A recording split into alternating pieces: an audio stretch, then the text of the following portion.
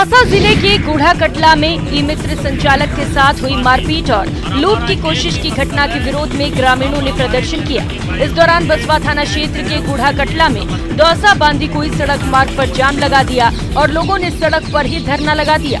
ग्रामीणों का कहना है कि ई मित्र संचालक भागचंद सैनी सोमवार के करीब 8 बजे दुकान बंद करके अपने घर राजवास जा रहा था।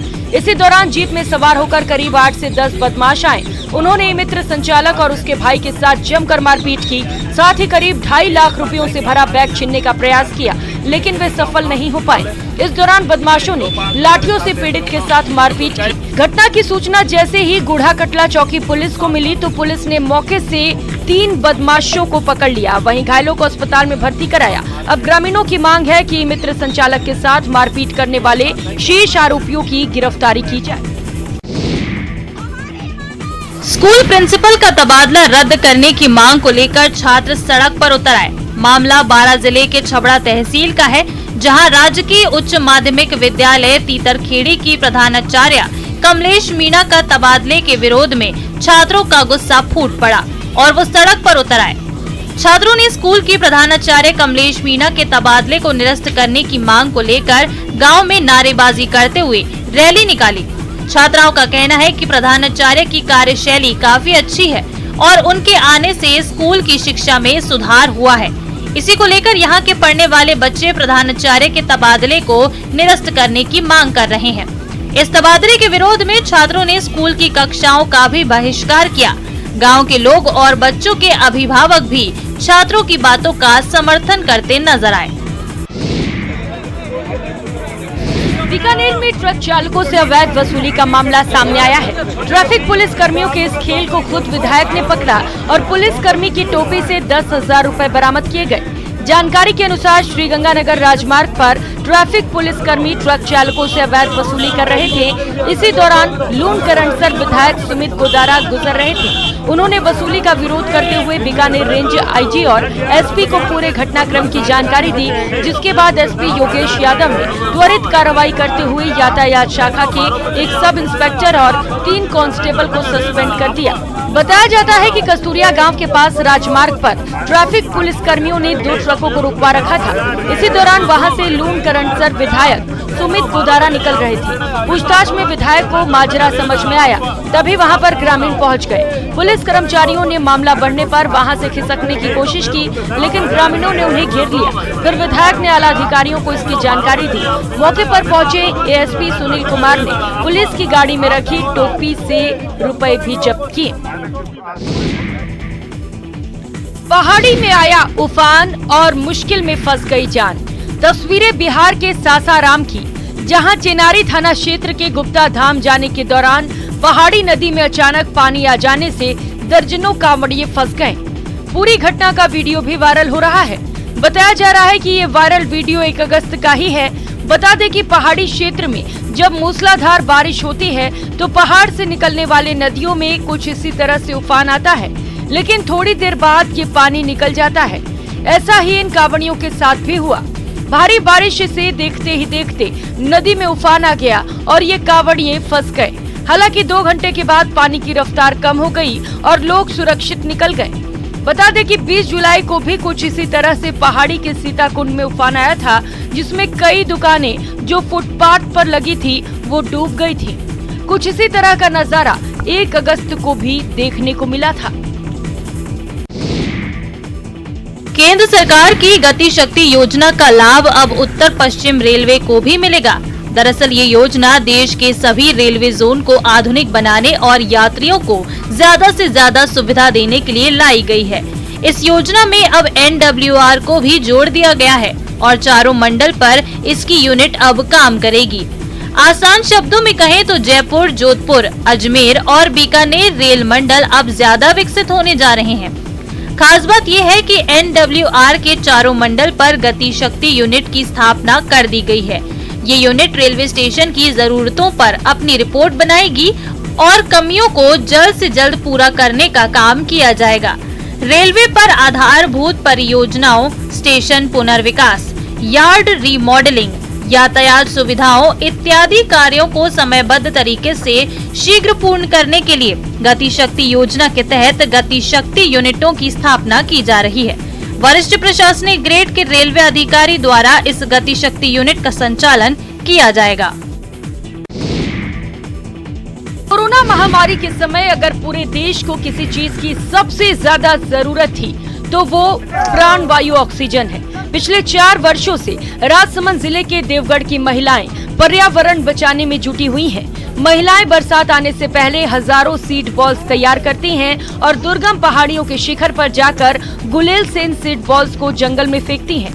1 महीने पहले हजारों सीड्स बॉल तैयार कर ये पर्यावरण प्रेमी महिलाएं 800 से अधिक सीढ़ियां चढ़कर अरावली की दूसरी सबसे ऊंची चोटी सेंड माता मंदिर पहुंची। यहाँ इन महिलाओं ने पहाड़ों की चारों दिशाओं में ऊंचे इलाकों पर गुलेल के माध्यम से सीड्स बॉल फेंककर बीजारोपण किया। एक बॉल में कई पौधों के बीज होते हैं जो प्राकृतिक तरीके से उगते हैं। पहाड़ी और दुर्गम क्षेत्र में पौधारोपण कठिन है, ऐसे में ये तकनीक अपनाई गई है। मुख्य तौर पर पीपल, बबूल, रोहिडा, अमलताश, करंज, बरगद, नीम, शीशम और जामुन आदि के बीज थे।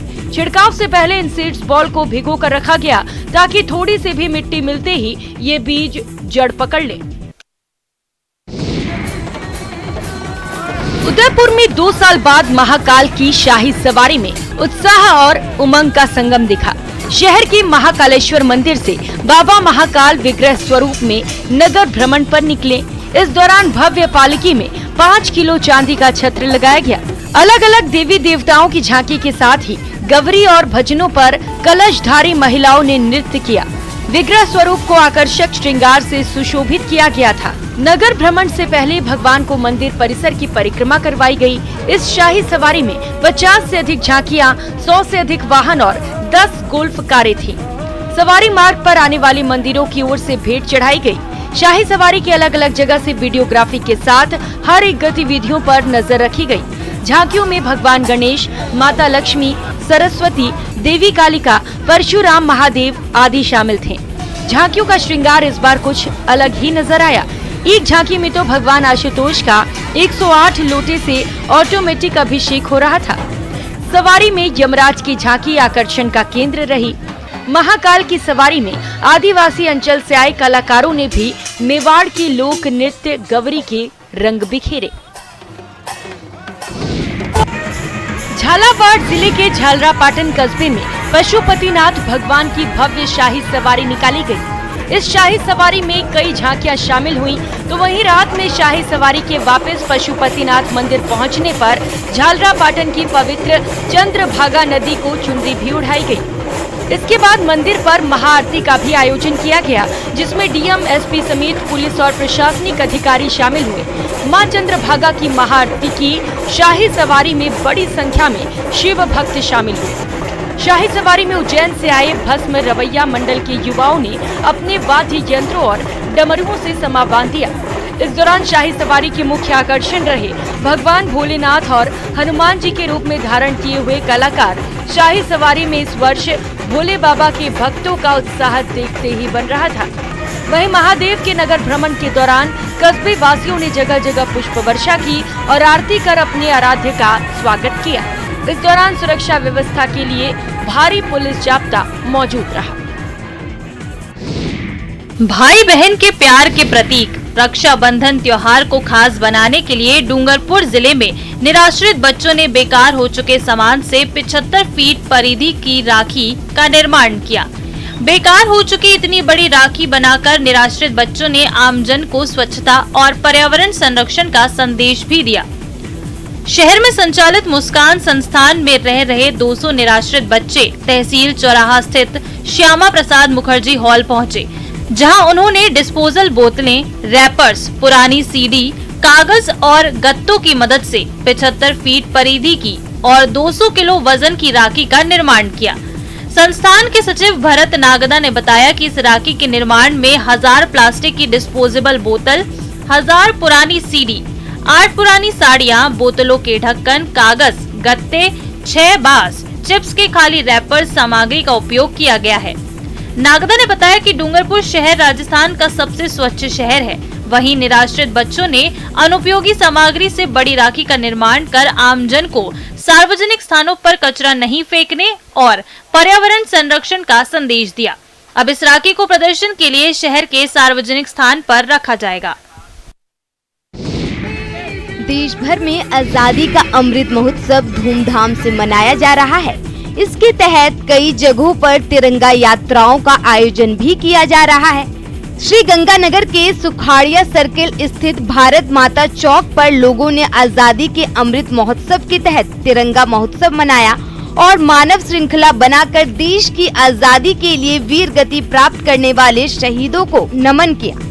देशभक्ति के गानों पर झूमते लोगों ने तिरंगा महोत्सव मनाया। इस अवसर पर युवाओं ने भारत माता चंद्रशेखर आजाद, शहीद भगत सिंह सहित अन्य वीर सेनानियों का वेश धारण किया और 13 से 15 अगस्त तक मनाए जाने वाले हर घर तिरंगा महाअभियान को लेकर जागरूक किया। इस मौके पर जमकर आतिशबाजी भी हुई।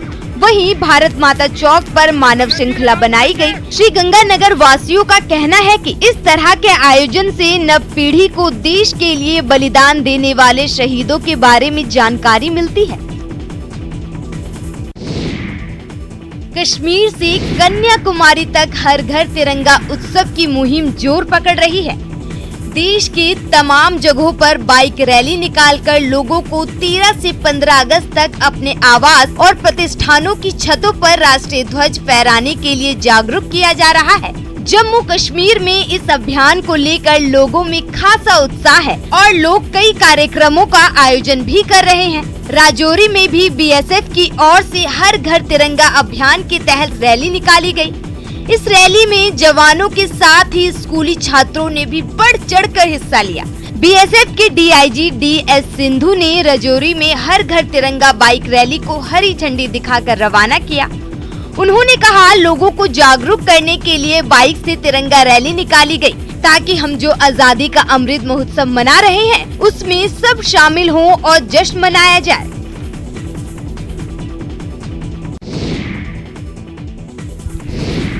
देश में आजादी के अमृत महोत्सव के तहत हर घर तिरंगा मुहिम चलाई जा रही है। प्रधानमंत्री नरेंद्र मोदी के हर घर तिरंगा के आह्वान पर देश भर में तिरंगा यात्रा निकाली जा रही है। देश भर में लोग अपने अपने घर ऑफिस में तिरंगा को फहरा रहे हैं। देश भर में फ्री में तिरंगा वितरण भी किया जा रहा है। इस मुहिम को गुजरात के साड़ी से जुड़े कारोबारी भी रफ्तार दे रहे हैं। जी हाँ, गुजरात के सूरत के साड़ी विक्रेता साड़ी खरीदने वालों को साड़ी के साथ तिरंगा भी दे रहे हैं। कारोबारियों का कहना है कि जब देश अमृत महोत्सव मना रहा है तब वे भी साड़ियों के बॉक्स और उसमें एक तिरंगा लोगों को दे रहे हैं। उन्होंने कहा कि प्रधानमंत्री ने आजादी के 75वीं सालगिरह को यादगार क्षण बनाने का आह्वान किया है और लोगों तक तिरंगा पहुंचाने का हमारा लक्ष्य है। हर साड़ी के साथ एक तिरंगा गांव-गांव तक, शहर तक पहुंचाएंगे अपनी साड़ी के माध्यम से।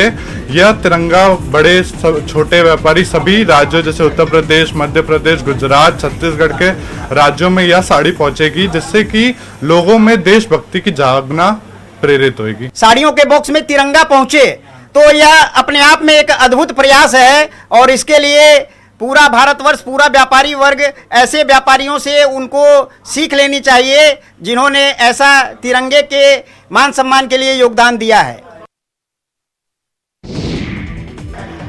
जो हाथ किसी न किसी अपराध से रंगे हुए होते हैं, वो हाथ अब जीवन बचाने की कला सीख रहे हैं। जी हाँ, यूपी के बनारस के जेलों में बंद कैदी अब जेलों में बंद अन्य कैदियों की जीवन बचाने में अहम भूमिका निभा सकते हैं।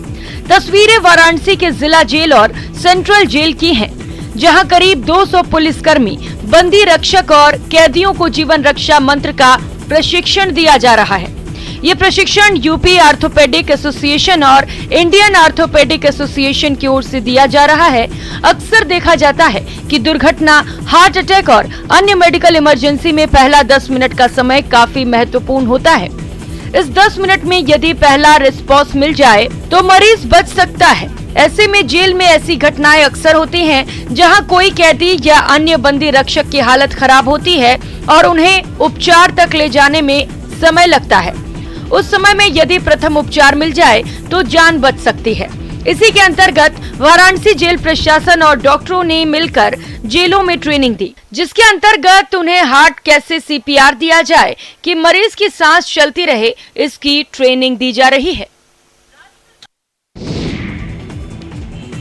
ओडिशा के परला खेमुंडी में एक परिवार ने अपनी फीमेल पेट डॉग का पूरे रीति रिवाज के साथ अंतिम संस्कार किया। डॉग के मालिक टुन्नू गौड़ा ने अंतिम संस्कार के पहले ढोल नगाड़ों और ऑर्केस्ट्रा के साथ विदाई जुलूस भी निकाला। डॉग का नाम अंजलि था और वो टन्नू गौड़ा के साथ 17 साल से रह रही थी।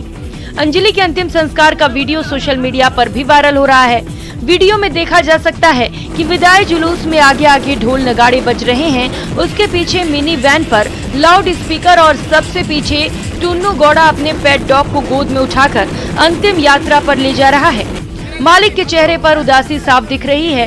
इस दौरान सड़कों पर पटाखे भी फोड़े जा रहे थे।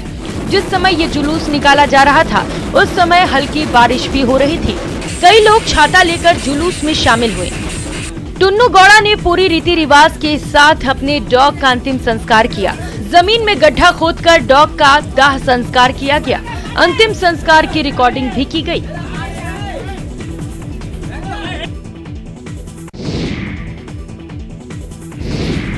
आधुनिक जमाने में टेक्नोलॉजी के बढ़ते उपयोग ने कई सुविधाएं प्रदान की हैं, तो मानव संस्थान पर निर्भरता भी कम है। आधुनिक तकनीकी की बेहतरीन इस्तेमाल की एक बेहतरीन तस्वीर आई है प्रदेश के जोधपुर से। देखिए, खाना सर्व कर रहे इस रोबोट को। अनूठी फूड सर्विस रेस्टोरेंट का आगाज जोधपुर में हुआ है, जहां ये रोबोट आपके मुंह से खाने की डिमांड निकलते ही पूरा करेगा। अपनी तरह का ये पहला और अनूठा रोबोट पूर्ण स्वदेशी तकनीक पर आधारित है, जिसे अहमदाबाद की एक कंपनी के साथ मिलकर बनाया गया है। स्वाद की दुनिया में वैसे भी जोधपुर का नाम है और अब इस शहर के जायजे के साथ साथ टेक्नोलॉजी का ज्ञान भी लोगों को आकर्षित कर रहा है। इस रेस्टोरेंट के संचालक दंपति की माने तो बेटी की इच्छा को पूरा करने के लिए उन्होंने ये अभिनव प्रयोग किया है।